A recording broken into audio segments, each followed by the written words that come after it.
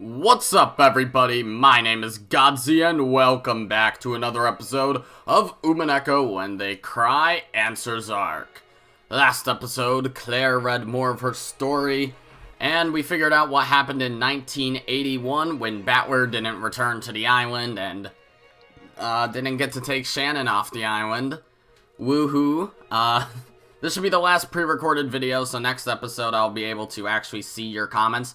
However, due to the fact that, when I'm recording this is, like, the Wednesday, so it's the day before my orientation. This video should be going up on Saturday. I actually can read the comments from 2 episodes ago, so episode 46. So I might as well do that, even though they do refer, well, I was gonna eventually read them anyways, even if I recorded this yesterday and couldn't see them anyways. So there were only 2 comments, but both of them were kind of important. The first one, specified about... Shit, what did it specify about? I remember it actually being important. I could start with the second one instead, but I'm not about to do that. Ah, that's right. Regarding the gender of the culprit. I was saying, 2 episodes ago, obviously, that I'm not sure how much it truly matters whether or not the culprit is a male or a female. And, well, the comment said, with how much it's mentioned, you'd think it's gotta be important, right? And, well, yeah, obviously, I guess it is important. But the thing is, I'm not sure how it's important. Like, whether or not Shannon / Canon / Beatrice / Yasu is a guy or a girl, I'm not sure how much that matters. Because from what I can determine through the story, Yasu and Shannon are the same person. I'm not sure what the heck Gap is doing, but obviously Yasu is Shannon, and Yasu / Shannon fell in love with Battler in, at least by 1980's family conference. And then Battler didn't show up the next year, and he didn't show up again until 1986, and at that point, Shannon already had a thing going on with George, and there was already something budding between Jessica and Cannon, who was a new personality developed down the line, that Battler obviously never met. So the gender of the culprit in this scenario, I think, can only matter for motive in one of 2 ways. If it's, well, even then, I don't think it matters that much. Like, I can't think of a way. Like, I was thinking, oh, like, whether they're straight or gay, but then it's just like, well, what's that matter either? Because either way, it's a crime out of love, or is it a crime out of vengeance? I have no idea. I cannot think of a reason why the gender of the culprit truly matters. I believe there's gotta be some importance to it, but I can't think of what that importance could be. I think in Leon's case particularly, like, just the fact that Leon is supposed to be the successor would lead me to believe, okay, culprit's a male. But even then, the culprit could be a female. Because Leon is the culprit from a different timeline. If Leon is a girl, that doesn't even stop her, I guess, from becoming successor, because in this case she would be the daughter of Beatrice. And obviously and if Leon's a guy, well, Leon is still the son of Beatrice. So I'm not sure how much it truly matters the gender of the culprit. It could have something to do with Kinzo, I suppose. Like, their backstory or something might have something to do with something that is going to show up in Claire's story that hasn't been touched on yet. But at this point, it's possible to figure out, like, everything. I'm not sure what the issue is at this point. Like, by the end of Chapter 4, it was supposed to be possible to figure out, essentially, everything. I'm not sure how specific that everything is, because I don't think you could ever find the name Yasu there, but you could at the very least, you could figure out Shannon and Cannon were the same person, and that Beatrice is another personality to them, and those three together are the culprit. But then again, I don't think there's anything that could cause ambiguity in whether or not Shannon, Cannon, and Beatrice is a guy or a girl. Like, at the very least, if they're the same person, Shannon's breasts are fake. That much is obvious. But beyond that, I'm not really sure what to make of it. As for the second comment, it was actually something sort of challenging Shannon and Cannon being the same person, saying that if Shannon and Cannon are the same person, that theory basically relies on the fact that the Ushiromiya family would just be absolutely beyond stupid. Which is understandable. I can see how that would go from there. But to be honest...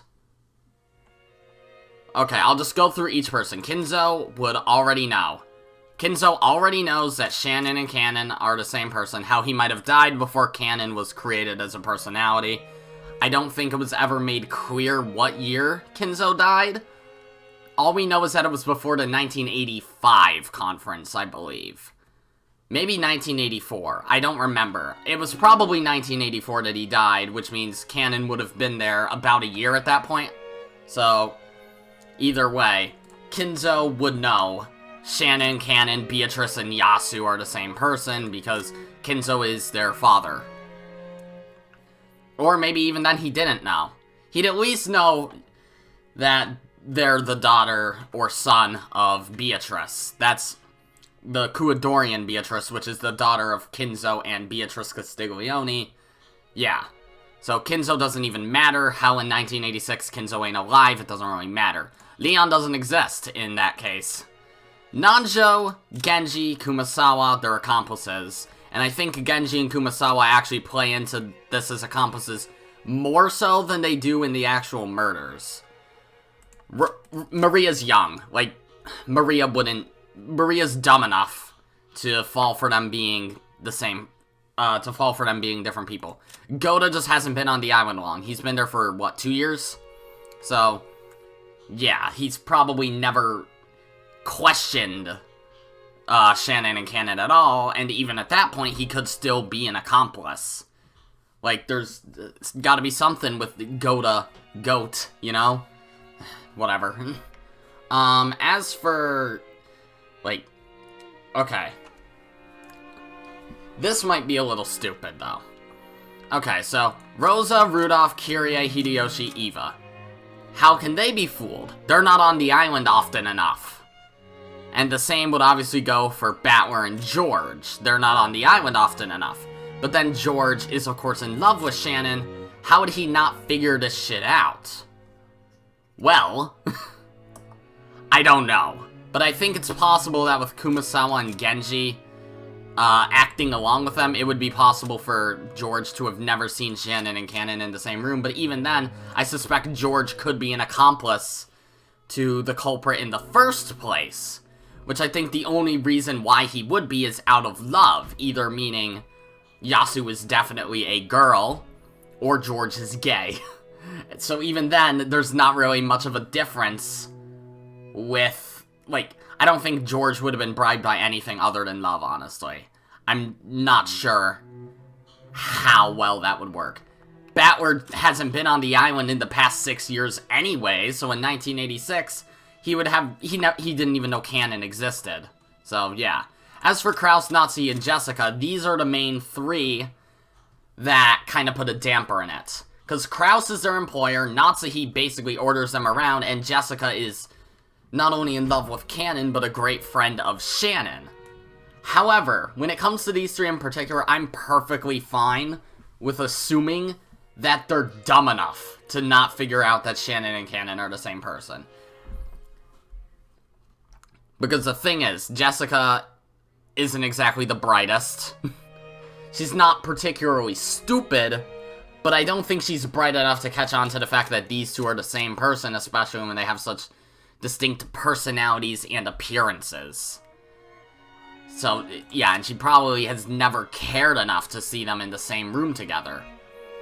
Kraus is just not particularly involved. Like, he talks to the servants, but he's not actively involved, it does not seem. Natsuhi is the big problem. Which leads me to one of two possibilities. One of three possibilities. One, it's just the case that Natsuhi is not smart enough to put two and two together. Two, Natsuhi's an accomplice.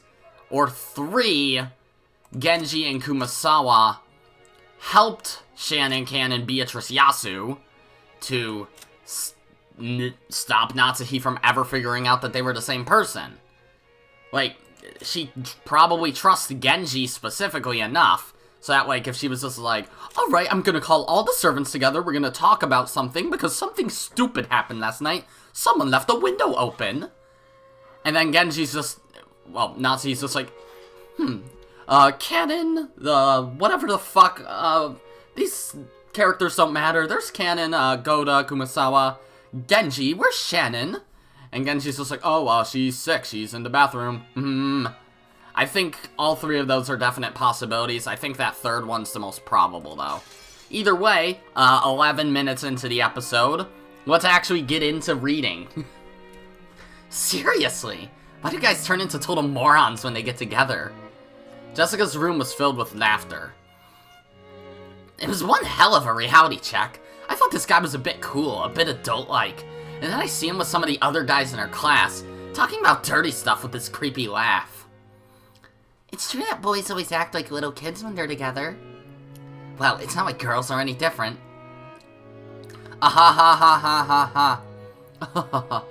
The fun chat between girls continued without end. Tonight, Kraus and Natsuhi were out late at a meeting on Beep Boop. Most of the time, Natsuhi was always watching, so Jessica would always make sure to be curt with the young servants. But when Natsuhi wasn't around, Jessica never did that. She had invited the servants of similar age to her room, and they were chatting away noisily. At that age, everyone wants to know about love. Thanks to the rigid and constricting way Jessica had been brought up, she enjoyed talking about it all the more. But you're pretty incredible, m'lady, and you're at that age. Aren't there any boys you're interested in?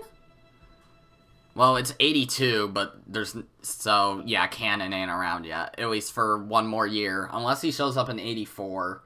Like, he's been around for 3 years, but does that mean 3 full years, or he's going on to his 3rd year?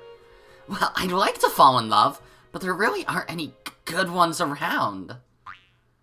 I think you should be a bit more proactive about it. You can act all relaxed now, but that's not gonna last long, okay? Once one of your friends starts going out with someone, it'll turn your world upside down. There's no way that'll happen. None of my friends are traitors, I think. No.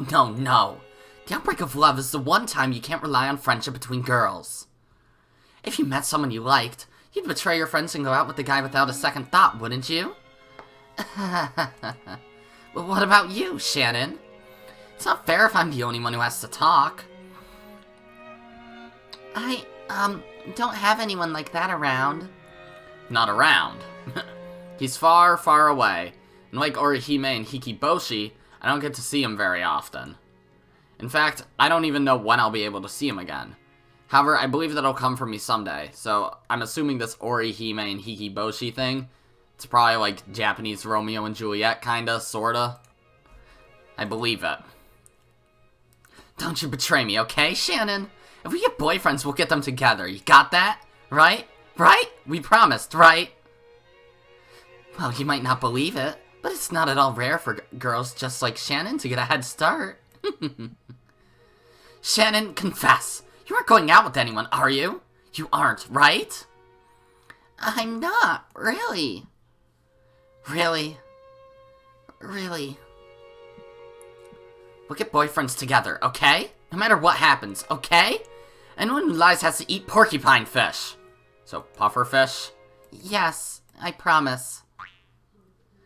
Now there's the face of a liar. I'm willing to bet Shannon beats everyone else in this room. Everyone else? Is there more than you three? I can tell. It's always the quiet ones that go first. Shannon, how could you? Confess! Confess! Then it goes on for 5 hours. Please stop, m'lady. That tickles! And so, another Sunday afternoon passed by. And clearly, I'm still not good at voice acting for teenage girls. I worked my way out of the fight and looked up at the sky through the window. Is Battler happily chatting away with his friends somewhere right now, just like I am? As I think of you like this, are you thinking of me? Nope. But if I ask that, it's the same as admitting that I don't trust you. I'll wait. And when you do come for me, I'll announce them then and there that I'm quitting my job. I've already prepared myself to do so, but you haven't come yet. That isn't because you won't come, but because I'm not determined enough yet, right? It's because I haven't clearly envisioned a future with you, right? I'll wait, no matter how long. Until you come for me, riding a white horse. I will always treasure our promise. The promise of our precious resolve. How does she expect Battler to get a horse on the fucking island? Like, it's not like he can just put the ancient gear onto his fucking... He can't put the ancient saddle onto his horse and then just go to Rokonjima and be like... And then, boom, there it is. And yes, that was a real whistle. That probably peaked the microphone. Rest in peace, headphone users. Never make a promise with a guy. You can't count on them. Thinking that she had read my mind, I spun around. Of course, she hadn't, but... Well, for stuff like that, I think guys and girls have different ideas of what's important. No, that's not it. You've got it all wrong. On the whole, girls tend to be dreamers, and guys just do stuff without thinking. Hey, I'm in this picture and I don't like it. I guess understanding between the sexes is pretty much impossible after all. At least, I think it's pretty hard. Girls often have the bad habit of thinking they know exactly what the guy is thinking right away. Bingo! They search for hidden meanings behind words that guys say for no reason in particular, and just get the wrong idea. Thank you, Mammon, or whatever the fuck you're whatever the hell your real name is. Assuming you're real, Battler isn't here, it's not objective. Yeah, I've known girls like that. Those girls who hear something that anyone else could tell them was trivial, but think it means the guy is totally into them. Yeah, I see it all the time, and nowadays it's more of a thing that they're cheating on them, even if they're not dating, which is weird. It's a bit sad when a girl gets the wrong idea for no reason. Ahahaha, that's not even in quotes. The pair of them laugh together. When a girl gets the wrong idea, could that be me? No, that can't be. After all, Battler clearly made a promise. He said he'd come for me riding a white horse. I mustn't doubt. I'm sure this conversation I'm hearing is just another one of God's trials. So I won't listen. I won't care about it. If there's one thing I never want to be, it's one of those poor girls who thinks a guy's heart is linked to hers for no reason. Those demonic sneers tormented me and tried to lead me astray. I'm sure I'll come to the next family conference. Then he doesn't. But Battler didn't appear at the 1982 conference either. Bit by bit, things were changing from the way they'd been at the last family conference he'd come to. Everyone had gotten completely used to Kyrie, Rudolph's new wife, and she came down off the boat with a familiar stride. Her daughter, Angie, was growing well, and all of the family focused their attention on her. Even Maria, though she was still tiny, was already 5 years old. She was full of energy and old enough to enjoy playing with George. Jessica and George had already stopped talking about Battler's absence. It was the same with the other relatives too. No one touched on the subject, as though they had forgotten that Battler was missing. Maria had only been 3 when she'd last seen Battler. It was doubtful whether she even remembered him. In just 2 years, all trace of your existence has been erased from the Ushiromiya family conference. That made me sad. And so, it looks like Battler didn't come back this year either. True. Feeling a bit lonely. Well, Uncle Rudolph and Aunt Kyrie don't even bring him up anymore. Looks like Battler was much more serious about it than we thought. I wonder if he really will stay away forever. Looks like that was him leaving the nest after all. He spread his wings and left for a new stage of life. Don't you think so? He's always been crazy and reckless. Well, what more do you expect from a guy? Well, we know Battler. I'm sure he's adapted to his new life and is enjoying himself. So I don't think there's any reason to worry. When George said that with a smile, I felt a bit uncertain. What does he mean by, there's no reason to worry, I'm sure he's enjoying himself? This is Battler we're talking about, so you can bet he's forgotten all about us and is having a great time. That is not a good thing to say. Yeah, I'll bet he is. And I think that's for the best. Thinking for himself, his family, and his late mother, Battler decided on his own to find a new life. So I hope he lives that new life to the fullest, before coming back here in 4 years and dying with the rest of us. If he forgets about the Ushiromiya family, that's just perfect. George smiled at me, as though expecting me to agree. When does the romance between Shannon and George actually start? Like, it clearly just kind of spins to the point of them basically saying that, oh, they're gonna get married by 1986 when Battler comes back. After a moment of shock, I smoothed my expression over and found the expression he was expecting. Is Battler living happily, having forgotten about the family, about me, about our promise? That can't be true. It just can't be. Battler must be looking forward to that day of decision just like me. Nope. If I'm not mistaken about that. He promised me. He said he'd come riding a white horse. I think you're just delusional, Shannon, Yasu, Cannon, Beatrice. Furniture. Chair, cannon, furniture. I never asked him to say that. He said he'd come for me on the day I resolved myself to live life for his sake. He made that promise himself. For 2 years, I've believed that. I've done all I could to make it through God's trials and the whisperings of demons that tried to throw me from my path. And yet, the things both George and Jessica are saying are so cruel. Battler has forgotten about us and has started a new life that we know nothing about. Why are they telling such lies?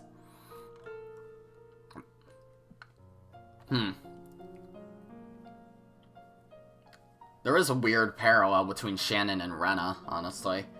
Especially with all that talk about lies. I mean, what word is Rena most, associated with screaming and looking crazy? Oh yeah, lies.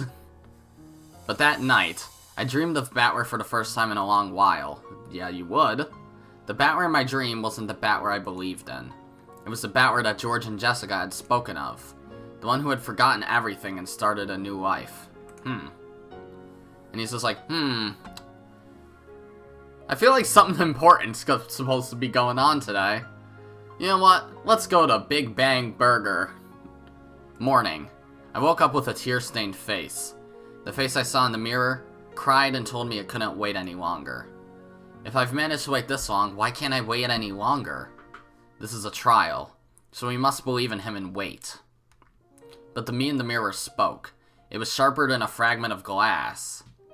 I talk about this promise with him, but did we ever really make such a promise? Wasn't Jessica talking about it? That some girls are dreamers who get the wrong idea. And wasn't George talking about it too? He said that Battler had gotten used to his new life and had forgotten about the Ushiromiya family. Am I now? He isn't the only one who's forgotten. Unless I ask about it, everyone on this island has forgotten his name. Even Rudolph doesn't say his name anymore. If I weren't here to remember his face, perhaps his existence would have been erased from everyone's hearts. I don't believe it, so I won't doubt. Battler must still remember his promise. We're both waiting for the day of decision. The day we'll be together. Battler, I firmly made up my mind. Does the fact that you're not here mean that, after all, I'm not determined enough? No. It's because you and God are testing me, isn't it? In that case, I will endure. Until that promised day inevitably comes. So, please, Battler, I want some proof that you haven't forgotten me. It was a crack that ran across my ceramic-like heart. I had to acknowledge it now. It may be that I'm pretending not to notice something terrifying and sad. Battler makes me yearn for him. Battler makes me sad. Battler makes it hurt. Battler, do you still remember me now?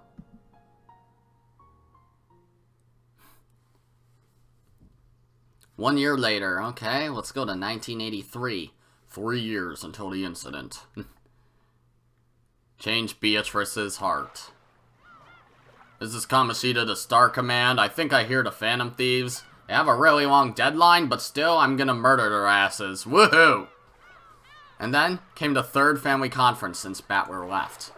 If the number of beds was going to increase, we would have been told about that when setting up. The fact that nothing has changed in particular means that he probably won't be here this year either. Clinging to a final bit of hope, I stood by the docks watching the boat draw closer. Hey, Shannon. You're looking as pretty as ever. Careful, Angie. Watch your step. Hey, Shannon. I really do love Rokanjima. I can't wait for Uncle Kraus to turn it into a resort and not die. There's no need for that. It'd be such a waste. You've gotten a point there. How have you been, Shannon? I think you've gotten a bit taller since last time. Thank you very much. And the weather's good again this year. It's so great, having every single member of the family together all nice and cheerful. Please allow me to guide you to the mansion. Hideyoshi even said... Hideyoshi even said... every member of the family. But not Battler. So after all, Battler has been so thoroughly forgotten that he might not have existed in the first place. I'm sure the sadness will show on my face. Not wanting anyone to see it, I turned my back to the family and led the way up to the mansion by myself. Then, suddenly, someone mentioned Battler's name, and I jumped. What? You saw Battler? How's he doing? Yeah, he's doing very well. I took Angie and had some tea with him the other day. Yeah, I was gonna say, Battler has said before that he was still involved, with Angie's life. It's not like he's just never seen her before. I was surprised. So Kyrie was in touch with Battler. According to her, both Battler and Rudolph had long since calmed down after their fight. But both were so stubborn that they hadn't found a good chance to make up. And since Battler had gotten used to living with his grandparents and going to school there, and considering that those grandparents might make things even more difficult, going to convince Battler to come home wouldn't be easy. It's just too bad. I think Asuma's parents were even more angry than Battler was. This isn't just an issue between Battler and Rudolph anymore. Then will Battler be coming back sometime soon? He will make up with Rudolph, but it looks like he doesn't intend to return to the Ushiromiya family. Such a shame. Though I do understand how he feels. It was a bit of relief to hear that some of the bad feeling had died down in these 3 years. You'd think it would anyway. If we take Asumu's parents into account, it's no surprise that things haven't gone as well as they could. But if Battler doesn't hate Rudolph anymore, then someday, surely he'll come back. He'll have grown so much. My resolve will not waver anymore. For some nights these past 3 years, I felt sad and resentful. But now it feels as though those 3 years were something I needed. After all, the seeds of love, the faint feelings I once had for you, I don't know why, but all of a sudden I'm just kind of getting parallels like with Shannon and Battler as it was described with Kyrie and Rudolph. How Kyrie waited, what was it, 18 years to get with Rudolph? Maybe there is supposed to be a parallel there. It's not completely clear, it's just, I don't know. Have budded powerfully, waiting for the day that we'll be reunited. Didn't mean to pause in the middle of a sentence, sorry, but didn't feel like it was the middle of a sentence. This is how honest my feelings for you are now. I love you. I want to see you again as soon as I can. Until that time, I'll keep that bud of love warm and growing for you. I won't doubt the coming of that day anymore. Just as I think of you, under the same sky, I believe that you are thinking of me. I'm sure this news about him is a sign that God is cheering me on. So I ask God one more time, inside my heart. Since my feelings for Battler have not wavered for a day these past 3 years, let me know that he feels the same way. I know that asking for that is a sin. However, now that we've reached the 3-year turning point, I want some gift from God, any gift, to show that I have not waited in vain. That is what I prayed. Oh, that's right. It's been so long since Battler saw you all, right? I thought you might be feeling lonely, so I told him to write you letters. Here they are. Huh? Did God really hear my prayers? I felt as though my heart was going to leap out of my chest. Then Shannon doesn't get one. A letter from Battler? Awesome! What'd he write? I don't think I've ever heard about these letters. Did he say anything about how he's been doing lately? I can't wait to read it. Kyrie pulled a brown envelope out of her bag and handed it to George. Just one. When George opened it, several folded letters came out. Several? Looks like this one's addressed to me. They all have different names on them. Here, this one's yours, Jessica. Thanks! And this one's for Maria. Can she read yet? I'll read it to her later. Thank you. There's even one for Angie. Now, of course she can't read. I'll give it to her when she does learn. He says he's doing great and having a blast! Good for him. And then Shannon doesn't get one. Is that all of them? Yep. Looks like that's all of them. Thanks a lot. George handed me the empty envelope. Apparently he thanked me because he thought I was offering to throw it away for him. And clearly, there was nothing inside it. There was no letter for me. Whoa. Who's talking? Other than my brother in the next room over. I'm gonna assume Jessica? Whoa, the more I read, the more fun it looks like Battler's been having. Living every day to the fullest. That's what it looks like in mine, too. If he's happy, then I guess that's what counts. That's so mean of Battler. Sounds like he... Wait. It sounds like he forgot about us until you told him to write those letters, Kyrie. Well, you know what he's like. Sounds like he was living life to the fullest. And I hear he's popular with the ladies at school, too. Wow! That's incredible! There should be plenty of girls who like those hilarious melodramatic lines of his. Makes sense to me. Wonder if he really does plan not to return to the Ushiromiya family. Yeah, it looks like it. Wait. Who's talking? George, maybe? It looks like it. In mine, it says he doesn't think he'll return to Rokonjima again.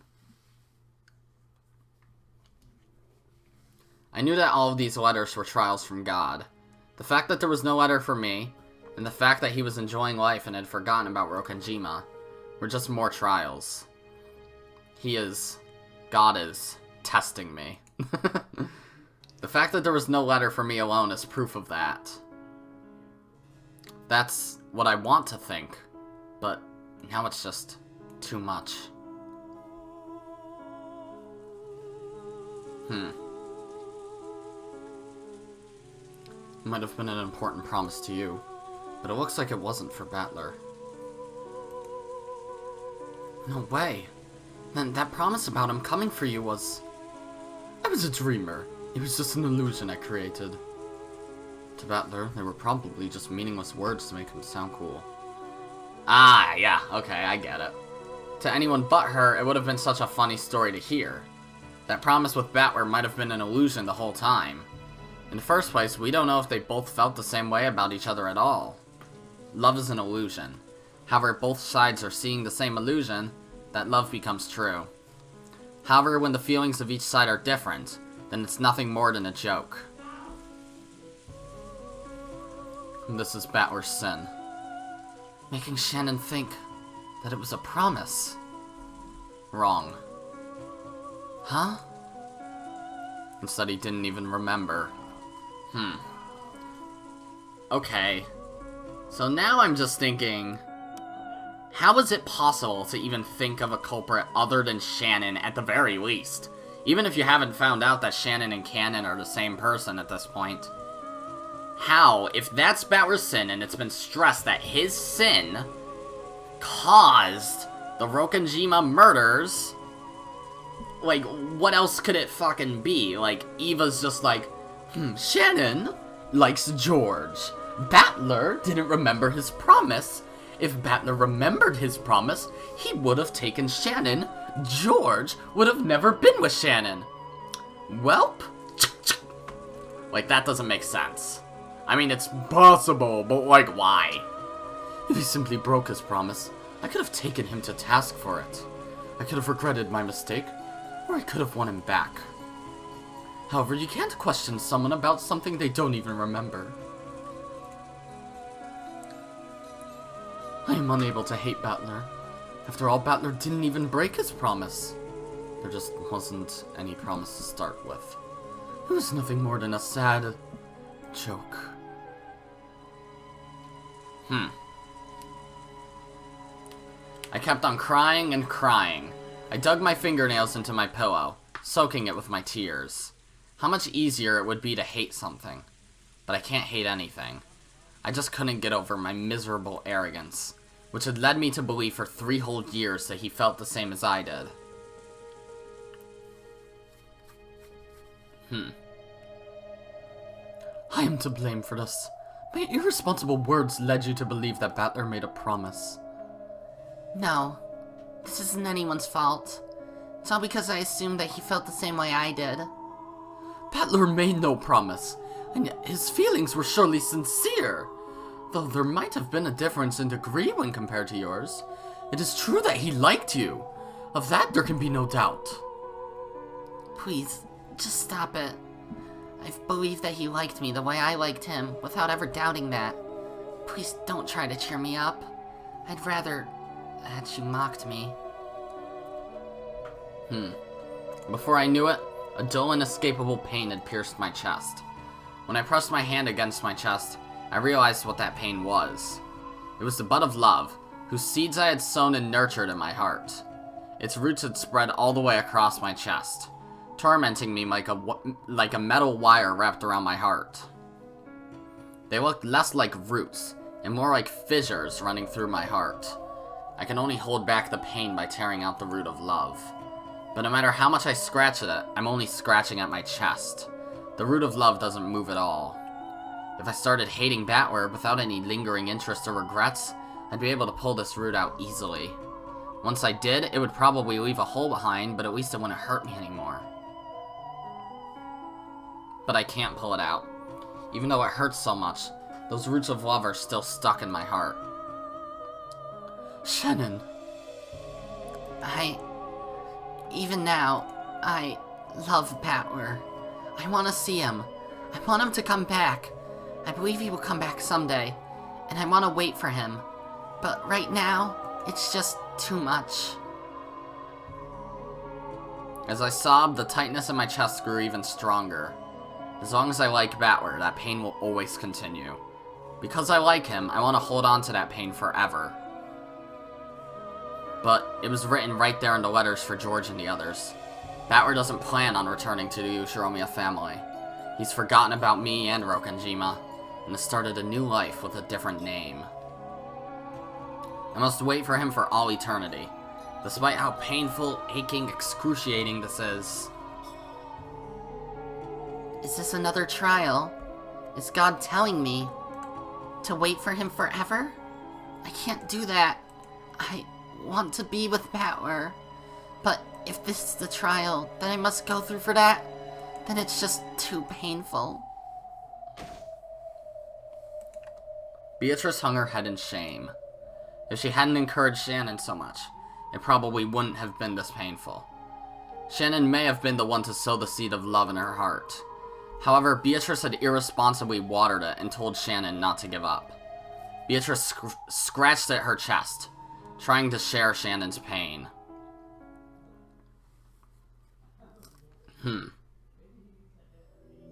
This is my fault. Beatrice mumbled to herself. What's your fault? For 3 years, I tortured you with the illusion of a promise that never happened. If I had not nourished the bud of love within you, you would not have suffered so. Shannon, this may sound harsh, but listen. What is it? Forget Battler. There was no bud of love in the first place. No. I'm the one who nourished it. No matter how painful it is, I can't forget it. But you cannot bear that pain any longer, can you? Wordlessly, Shannon held her chest and hung her head. I love Battler. That feeling burns inside me, so that I still cannot let it go no matter how much it hurts. And I've spent 3 years pretending that I didn't feel that pain. Now I know that I feel it. And since I know, I can't bear it. So, you cannot throw away your bud of love for Battler? Yes. However, at this rate, the bud, the root, will kill you. People need a universe to survive, and one person cannot create that universe alone. Two are needed. A universe. Together with Battler, you created the universe of that bud of love. Now that one half of that pair is gone, your universe has crumbled. People cannot complete a universe on their own. However, Battler... Battler, the one person who creates my universe, won't come back. Then you must create a new universe with someone else. You mean create one with someone other than Battler? I will give you such a person. Which person? A creature to bury the pain in your heart and heal you. He will not betray you. Yes, let it be a sibling. I will give you a little brother. A little brother? And then that's canon. A boy you have always been close to at the Fukuen house, whom you love as if he were your real brother. That I shall give to you. Together with him, you will create a new universe. Will that little brother make me forget about the pain of my love for Battler? Correct. You need a universe. Then what will happen to the bud of love in my heart? My feelings for Battler won't change. I can't make them wither. I shall accept that bud and those roots in your place. Ah. You will? You can forget the pain of love and create a new universe. I will accept the bud of love in your place. It means that I will accept the pain as well. But I will learn of the single element I do not possess. Love. Beatrice wanted to know love. She wanted to feel what Shannon had felt in the world of humans. And, if Battler ever does return, if the bud still is not withered and you still desire it, I shall return it to you. What do you think of that? Still hanging her head, Shannon gave a small nod, but said nothing. It would mean release from this unbearable pain, and it would mean giving the bud of love to the witch to hold in her place. Shannon spread the hands that she had held to her chest. As she did, a faint light popped out of her chest and floated in the air, gradually swallowing everything with its brightness. As the brilliant light began to fade away, Shannon and Beatrice, still facing each other, were now inside a vast, starry sphere, like a planetarium. They were the only ones in this pitch-black starry sea. Shannon felt as though she'd seen this place once before, but she couldn't remember. Then I made another announcement. Modify this world. With the love of... Wait, I don't know which one's talking. Beatrice? I don't know. Clair, I guess? Modify this world. Let the bud of love travel from Shannon to Beatrice. This way, Shannon won't be tormented by the bud of love anymore. And furthermore, she will be given a little brother with whom she can create a new universe. The design for the little brother will be a younger boy at the Fukuen house, with whom Shannon was close. For a name, let there be the On character, as the Fukuen house rules state. Yeah, I've decided. That's a perfect name to go with Shannon's. He'll be a quiet, reticent boy. Is that how you pronounce that? I don't know. He'll come to Rokanjima as a new servant. There, he'll open his heart to Shannon. As a duty-minded boy who loves Shannon like a big sister, he'll always be there for her. Let's have him be a special servant like Genji, who is permitted to serve Kinzo directly. Yeah, that sounds kinda cool. And then, Beatrice. From now on, you will carry the bud of love. In other words, the role of being infatuated with Battler and waiting for his return will go to you. I don't know how this actually makes sense in the context of, like, reality. As far as, like, people go and multiple personalities, but whatever. While you are still the witch who reigns over Rokanjima's night, you have also been waiting for Ushiromiya Battler, ever since that day 3 years ago. Along with this change in setting, I'll give you a new form as well. He did tell us what his ideal woman would look like once. Remember? Ah, yep. A woman with a good figure and long golden hair, like a foreign model. Golden hair, long hair, a good figure. Yeah, something like that. That's what the new Beatrice will look like. Come now, hold that bud of love in your heart as you wait for Battler. This way you will learn of love, in exchange for earning pain. Yes, this will be the setting for my new world. For Shannon, a new servant like a little brother will come. He will be a silent, reticent boy, a duty-minded kid who loves Shannon as a sister. And the bud of love that has tortured Shannon will go to the witch, Beatrice. She will just be holding on to the bud of love for the time being. However, while she holds on to it, she will be a maiden in love with Battler. For that time, you will be able to learn what love is. Come, let the world be modified. Oh, I am one yet many. Awaken, us, and stretch your wings in this new world.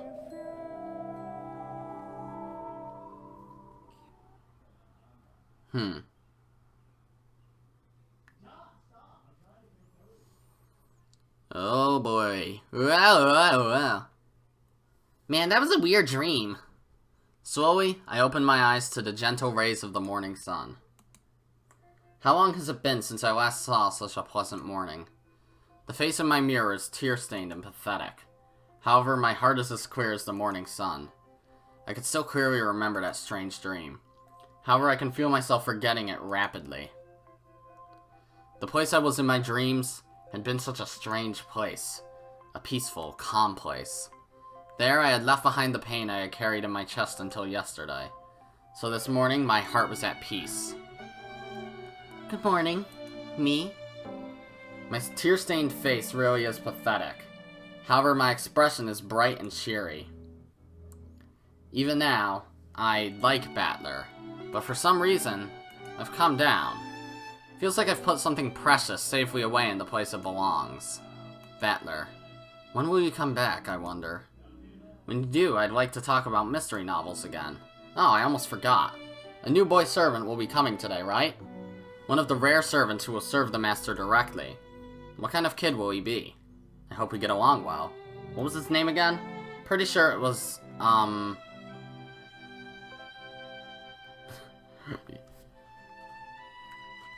You're not exactly hiding it.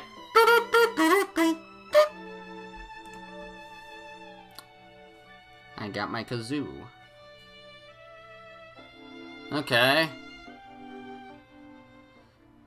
So that's how canon gets into the story. Oh boy, another year later.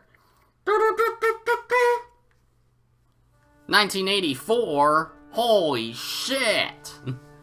When does Goda show up? As his fucking... as his sprite appears. Well, either way, I think this is a pretty good place to end today's episode. A shorter one. Not as short as last episode, but still a shorter one.